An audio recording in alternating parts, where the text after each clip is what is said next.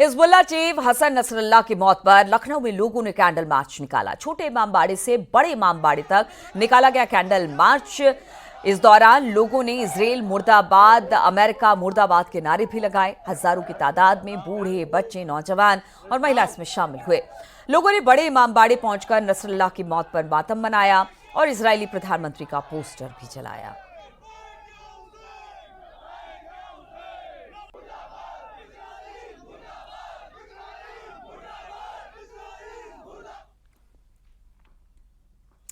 गाजियाबाद से खबर, जहां पर फिल्मी अंदाज में मासूम के अपहरण का एक वीडियो वायरल हुआ। वायरल वीडियो के आधार पर पुलिस मामले की जांच कर रही है। मासूम बच्ची के परिचित पर भी अपहरण का आरोप लगा है। घटना यह है कि लोनी क्षेत्र का यह पूरा मामला है, जहां पर पुलिस मामले की जांच में इस वक्त जुटी हुई है। तो बच्ची के परिचित पर ही यह मामला सामने आया है, जहां पर मासूम के अपहरण का वीडियो वायरल हो रहा है।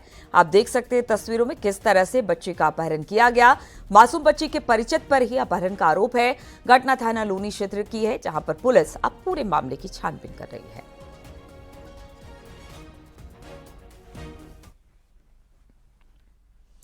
और रामपुर में पिंजरे में तेंदुआ आखिरकार कैद हुआ। वन विभाग की टीम ने तेंदुआ पकड़ा। 2 महीने से तीसरा तेंदुआ ये पकड़ा गया है। ड्रोन कैमरे से तेंदुए की तलाश की गई है।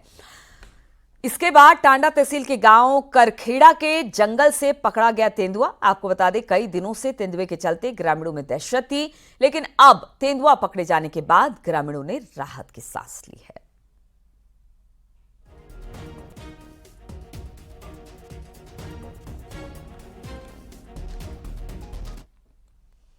वहीं हमीरपुर जिले में भी जानवरों का आतंक देखने को मिल रहा है, जहां पर खेत में तिल की फसल की कटाई कर रही महिला पर सियार ने हमला कर दिया।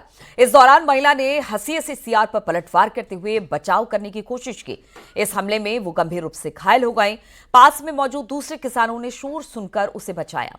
इस दौरान सियार ने भी एक किसान पर हमला कर दिया।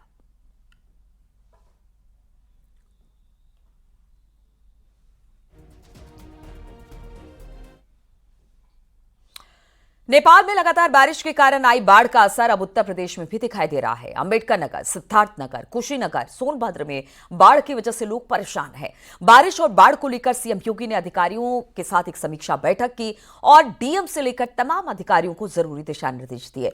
सीएम योगी ने अधिकारियों को राहत बचाव में जुटने के साथ साथ बाढ़ बारिश से नुकसान का आंकलन कर तुरंत मुआवजा देने के भी आदेश दिए हैं। जरा देखिए रिपोर्ट।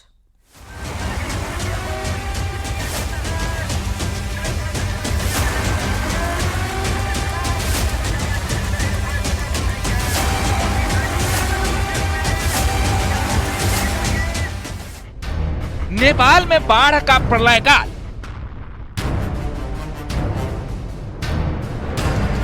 जल तांडव से नेपाल में हाहाकार। नेपाल में बाढ़ से 200 से ज्यादा मौत।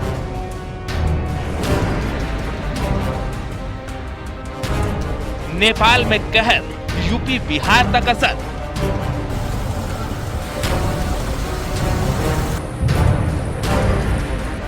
यह है नेपाल का कोसी बैराज। इस भयानक तस्वीर और लहरों की गर्जना से अंदाजा लगा सकते हैं कि नेपाल में मंजर कैसा होगा, कैसी तबाही मची होगी।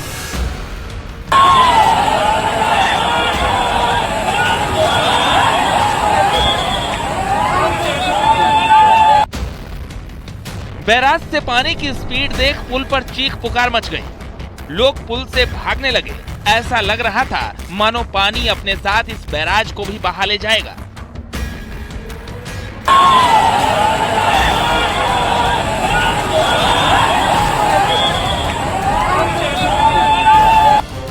कोसी के इसी पानी की वजह से नेपाल में प्रलय जैसी स्थिति है। नदियां उफान पर हैं और गांव के गांव बाढ़ के पानी में समा चुके हैं। 200 से ज्यादा लोगों की मौत होने की खबर है। कई लोग लापता हैं। नेपाल में आई तबाही का असर बिहार से यूपी तक हो रहा है। यूपी के तराई और पूर्वांचल के इलाकों में नदियां उफान पर हैं। गोरखपुर में घाघरा नदी का जलस्तर एक बार फिर बढ़ चुका है। गोरखपुर से होकर बहने वाली सभी नदियां इस वक्त उफान पे हैं। अभी कुछ दिनों पहले ही वो खतरे के निशान से नीचे गई थी, लेकिन अब एक बार फिर से वो सारी नदियां चढ़ाव की तरफ हैं। इस वक्त आप घाघरा के रफ्तार को देखिए और उस रफ्तार में लगातार बढ़ोतरी हो रही है। जितनी बारिश नेपाल में हुई है, अगर वो पूरा पानी इस साइड में आता है तो पूर्वांचल के कई जिले, साथ ही तराई बेल्ट के कई जिले इससे प्रभावित होंगे। नेपाल से छोड़े गए पानी से लखीमपुर खीरी से होकर गुजरने वाली शारदा, घाघरा और सुहेली नदी ने रौद्र रूप धारण कर लिया है। शारदा नदी खतरे के निशान के ऊपर बह रही है और उसके पानी से निघासन पलिया के 20 गाँव का संपर्क टूट चुका है। लखीमपुर खीरी के पलिया तहसील के शारदा पुल के पास खड़े हैं आप। मेरे पीछे वीडियो लोग देख सकते हैं, शारदा पुल इस समय खतरे के निशान से ऊपर चल रही है। बच को लेकर शारदा नदी ने पलिया और आपके निघासन 2 तहसीलों में तबाही मचा रखी है। लगभग 1 लाख से अधिक की आबादी प्रभावित इस पानी से है। बाढ़ चारों तरफ फैली हुई है। पलिया कस्बा टापू बन गया है। आप देख सकते हैं कि पूरी तरीके से जो रेलवे का पुल है, जो ये सड़क मार्ग का पुल है, जो बिल्कुल पुल को ऊपर छूने को आमादा है। बाढ़ का पानी खतरे के निशान से लगभग 20 सेंटीमीटर ऊपर इस समय नदी शारदा बह रही है। अपने विकराल रूप में लगातार पानी का डिस्चार्ज बढ़ता जा रहा है और नेपाल के से जो नदियां आ रही है उनका पानी भी डाइवर्ट होकर इसी नदी में आ रहा है, जिससे लेकर ये जो नदी है बिल्कुल उफान पे है, रौद्र रूप में है। लगातार नदी का उफान बढ़ता जा रहा है।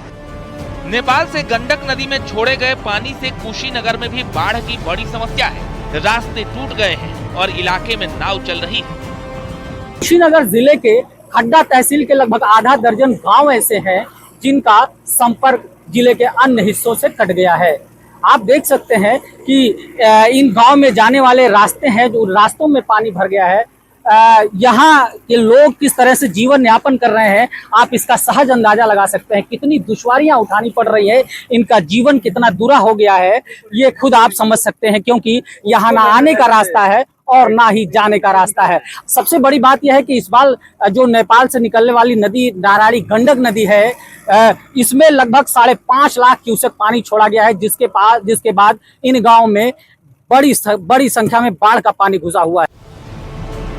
एक ओर नेपाल से छोड़े गए पानी से आई बाढ़ और दूसरी ओर लगातार हो रही बारिश से यूपी के कई इलाके पानी। मामले को लेकर सीएम योगी ने अधिकारियों के साथ समीक्षा बैठक कर पूरी तत्परता से काम करने के आदेश दिए।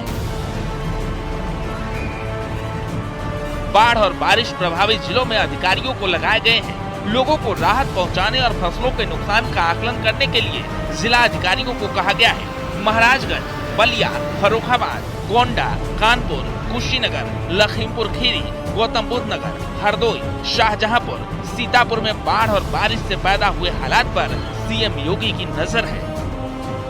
Bureau report, news 18।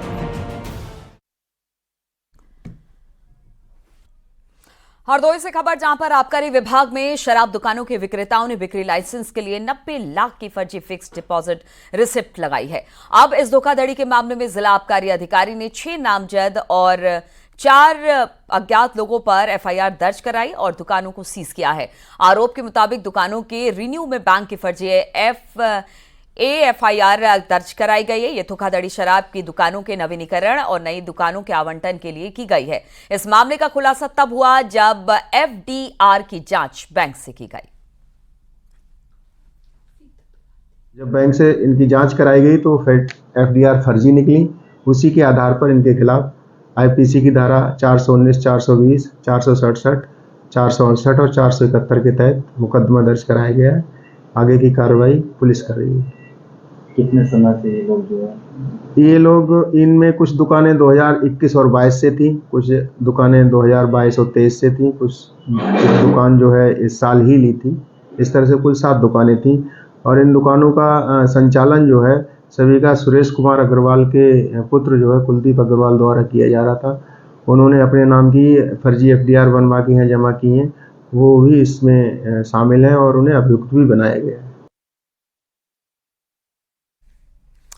आगरा में जनकपुरी महोत्सव में शामिल होने के लिए लाखों की संख्या में श्रद्धालु पहुंचे। कोठी मीना बाजार में सज गई जनकपुरी महोत्सव।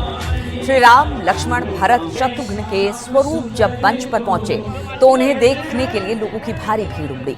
आपको बता दें कि ताज नगरी आगरा इस वक्त राममय नजर आ रहा है।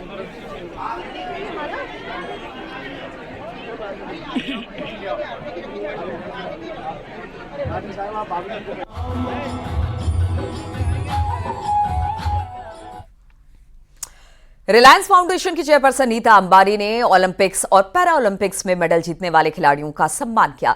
मुंबई में अंबानी परिवार के घर एंटीलिया में हुए रिलायंस फाउंडेशन की कार्यक्रम में देश के लिए ओलंपिक्स और पैरा ओलंपिक्स में मेडल जीतने वाले खिलाड़ी पहुंचे, जिनका खुद नीता अंबानी ने स्वागत किया। इस मौके पर नीता अंबानी ने कहा कि रिलायंस फाउंडेशन खिलाड़ियों के लंबे संघर्ष का सम्मान करता है और देश का नाम रोशन करने के लिए उनका अभिनंदन करता है।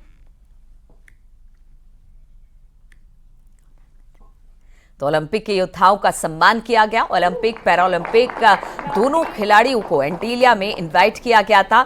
हम आपको बता दें, रिलायंस फाउंडेशन के कार्यक्रम में देश के लिए ओलंपिक्स और पैरा ओलंपिक्स में मेडल जीतने वाले खिलाड़ी पहुंचे, जिनका खुद नीता अंबानी ने स्वागत किया। और इस मौके पर नीता अंबानी ने कहा कि रिलायंस फाउंडेशन खिलाड़ियों के लंबे संघर्ष का सम्मान करता है।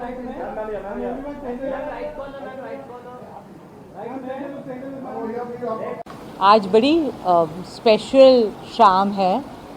आज पहली बार भारत के सभी ओलंपियंस और पैरा ओलंपियंस एक ही साथ एक ही प्लेटफॉर्म पर आ रहे हैं। We are so proud of them, all Indians. We are proud of each and every one of them. And today we are going to honor them and show them the respect and the love that we have for them. On behalf of Reliance Foundation, we would like and we would wish that United in Triumph can become a movement for unity and inclusiveness in sport and in life. और बस इसीलिए आज celebration है, जहां we are going to show that all of them are coming together and coming united together. And thank you so much. आप सबको धन्यवाद आज आने के लिए। शुक्रिया, धन्यवाद।